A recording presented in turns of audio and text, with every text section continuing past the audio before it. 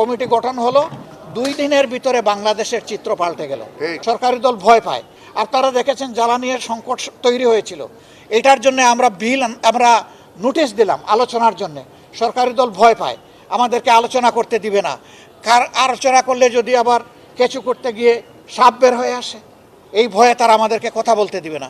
আমরা বললাম আশ্চর্য, জনগণ আমাদেরকে পাঠিয়েছে তাদের সমস্যার সমাধান করার জন্যে। আপনাদের একার দায়িত্ব এটা নয়, এবং এটা আপনাদের হাতের তৈরিও নয়। এটা একটা বৈশ্বিক গ্লোবাল ম্যাটার, একটা যুদ্ধের কারণে এই পরিস্থিতি তৈরি হয়েছে। আমরা দেশকে, দেশবাসীকে এই জিম্মি দশা থেকে মুক্তি করার জন্য আমরা অবদান রাখতে চাই। আপনারা আমাদেরকে অবদান রাখার সুযোগ দেবেন না? তখন সরকার বাধ্য হলো আলোচনার জন্য আমাদেরকে সুযোগ দিতে। আপনারা দেখেছেন একটা অর্থবহ আলোচনা হলো। পরের দিন আমাদের প্রস্তাবের ভিত্তিতে মাননীয় প্রধানমন্ত্রী এসে বললেন যে আমরা এই বিষয় নিয়ে কাজ করার জন্য যৌথভাবে একটা কমিটি করতে চাই। আমরা সরকারি দল থেকে এই 5 জনের নাম ঘোষণা করলাম।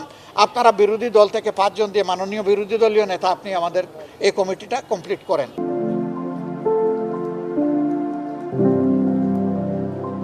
আমি এটাকে অভিনন্দন জানাই, বললাম যে আজকের ভিতরেই আমরা করছি।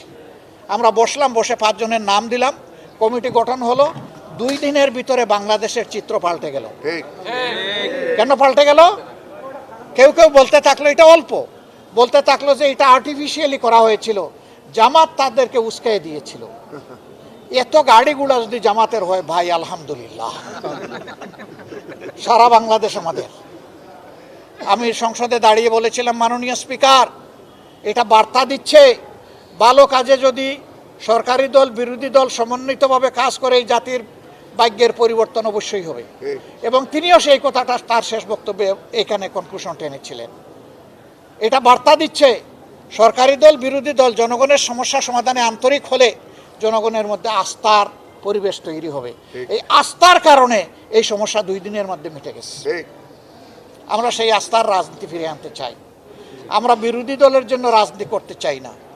বিরোধী দল বাংলাদেশের জনগণের ভোট নিয়ে ক্ষমতায় গিয়ে ক্ষমতা লুটপুট করে খাবে, ওটা না।